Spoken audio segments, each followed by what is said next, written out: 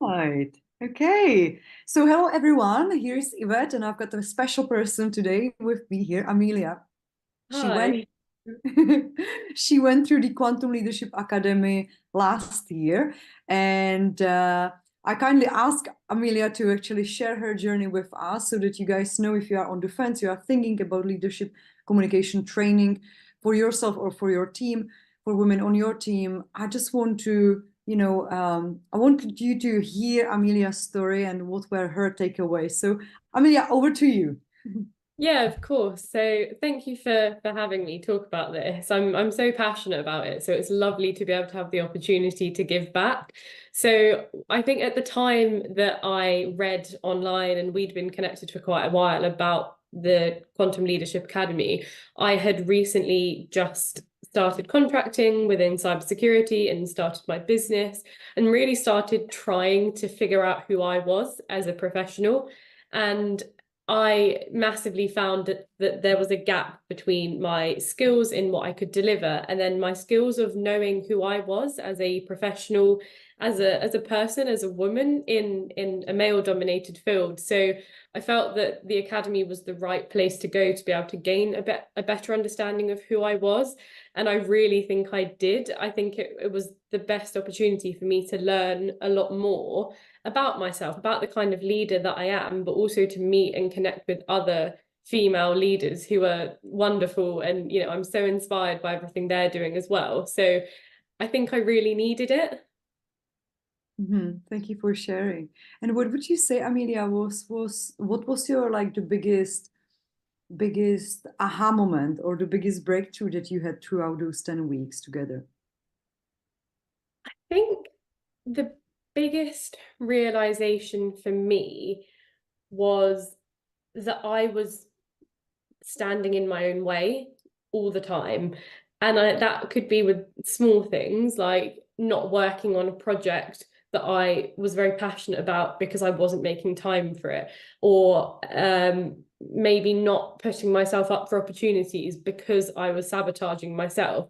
And I think what the academy does is it really puts a mirror up to you, and you have to do that work yourself. It really is what you put into it is what you get out of it. And for me, I think that was realizing a little to just get over myself and small things like having to record myself talking about myself and listening to that back really made me then start to pick up on where I maybe stood in the way of success or opportunity. And for me, that was fundamental. I really needed that reality check almost. Love it. And I like how you say that, like, you've got to mirror, right? And you've got to face it, what's the truth, because sometimes, well, very often we stand in our own way and we don't want to see that, right? We don't want to face it. But when you are in that group setting and you are with other women who are going through the similar or same journey, suddenly there's no way back. You've Yeah. got to do way. Wonderful. And what was the key thing that you would say that you've learned about yourself that you didn't expect? Maybe something really surprising. I think something that surprised me was that I am not very good at taking accountability. And that really surprised me because I have always considered myself, especially in my career, as very driven. But then that was always because there was someone else's feelings involved, or there was a target that I had to meet, be it a promotion or there was always that outside influence. And whereas, a lot of the activities we did made us consider where our motivations came from. And when I thought about it, I actually found it really difficult to do things for myself and to motivate without that external pressure. And I think that was a really good thing. I think you have to learn hard lessons about yourself to grow as a person. So I've taken that as a really positive thing that I've learned about myself because it means that now I have the sort of tools to work on it. Yeah, yeah, absolutely. There's the self-integrity, right? Often Yeah. reasons because there is other person or other team member or someone else that who sees whether we do stuff or not. But if it's just us, then it can be tricky at times. Wonderful. And from those tools that you've mentioned, like which one would you say really sticks with you? Which of those tools? Because we've done a lot, right? It was negative thinking, storytelling, it was impromptu speaking, networking techniques. Which of those tools that you have gained during the academy really you've been using on consistent basis, let's say? So the one that immediately comes to mind, and something we learned very early, were the breathing techniques. And it sounds really minor, and I tell everyone about this now, is that there are so many moments in life where little things might annoy us. And I think the example you gave was waiting at a traffic light, or crossing a road, where you're maybe a bit annoyed and impatient, but if you just take that moment to breathe and to almost like ground yourself in where you are and what you're doing, it has such an impact on the rest of your day or what you're doing. And I've shared that with so many people, because I think it's really important that not just in your career, but in life, it's really important to take time to ground yourself. And I think the second one, which again I tell people about all the time, and I've done since being on the academy, is taking time to visualize and to sit down and really think about who you want to be in a year's time, in 5 years' time. And if you could talk to that version of yourself, what would they say? What would you say to them? What would you want to know from them? And then from that, it's showing up as that person. And so I think, for me, it was really all about, it's very difficult to know who you are, and it's very difficult to know who you're going to be. But for me, all of those techniques really helped me to tap into that part of myself that I'd never really had the opportunity to learn about before. Yeah, because we are not taught to do that, right? We're just living here and in the past, and a little bit maybe anxious about the future and excited as well, but we hardly ever sit down and really think about, where do I want to be in my career 5 years from now? And Yeah. I think that for some people who have never perhaps done such a work, it might not make sense. What you just said, you were super clear in what you said, but from my experience, people sometimes don't understand that we can get faster from A to B by becoming the B. Yes. Yeah. Right? Like by becoming the person that you want to become. So thank you for mentioning that. Yeah, it's really powerful. And I love the breathing technique as well, and the grounding ourselves in the moment. And some people might ask themselves, what does it have to do with leadership and showing up at work? But we are holistic beings. Being a great leader is not just about confidence and communication. It's about how we manage our emotions and our energy on daily basis, like all the time, right? Yeah, definitely. And I think for me at the time of doing the academy, there was a lot going on for me outside of my professional life that did impact my personal life, because you are, like you say, a holistic being. But the things that I learned didn't just make me a better leader professionally, they made me a better partner and a better family member and a better friend, because I could regulate myself a lot better in situations where I needed to. So I think that and I always call it when I speak to you, like the magic of it is not exclusive to being a better leader. It's just feeling more comfortable in your own life. Yeah, yeah. Would you like to maybe share one of those moments when you mentioned the self-regulated? I remember one on a train, but I don't know if you want to talk about that one. But maybe if you maybe if you could give us an example when it Yeah. helped you to, self-regulate those emotions, which might not be helpful in certain situations.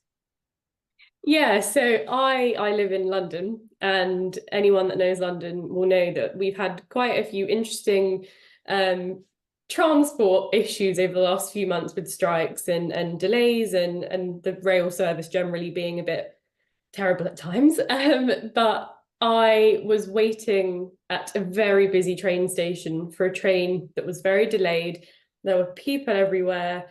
My partner was late, which was stressing me out, and I was hungry. I was very, very hungry, which is an important detail to note. And I think in that situation, ordinarily, I'd have been really stressed. I had a long train journey ahead of me. I had lots of work to do, and we were going to see family and things like that. But I just took some time to ground myself, and the breathing techniques came into that, and also being able to have like that golden circle of things that affect you and things that you don't let affect you. And for me in that moment, firstly, I realized you should probably eat something, because that was something I could control after I'd calmed myself down with a bit of breathing.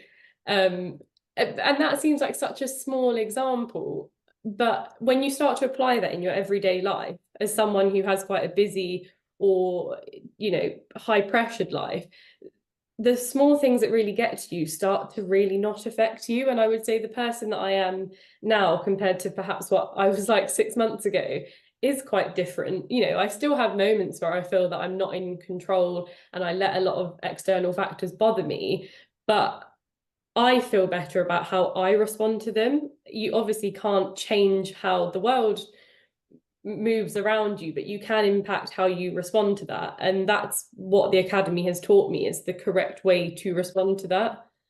It's beautiful. I love it, Amelia. Thank you so much for saying that. And I think that, the crucial thing that I hear you say is that what matters is how you feel about yourself. Yeah. And I'm so glad that it came across to you through Academy, because we often put the validation on others, what others say, what's happening outside of the world. But what really matters is in the evening, if you go to your bed and you feel like, okay, I've done a great job today. That's what bloody matters, because that's the place we are creating from. That's our energy. So Yeah. I'm so grateful for that. Amelia, last question that I've got: who do you think should definitely join the Quantum Leadership Academy?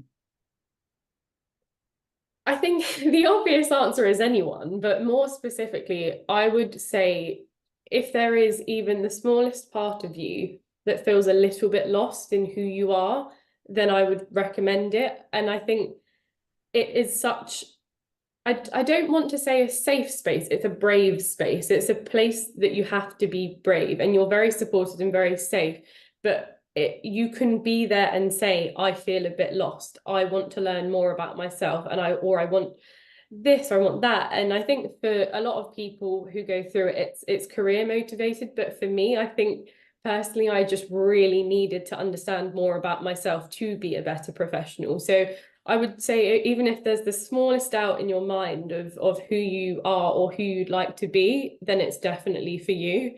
Because, I can speak from experience, it has helped so much in building up that understanding and self-awareness. Beautiful. Thank you so much for sharing. Is there anything else you would love to share? No, I think I'd just like to say thank you to you and to the cohort that I was with. I'm still in touch with a few of them via LinkedIn, and I have a community now, a global community of women I can lean on, and that is so important to me, and I'm so grateful for that.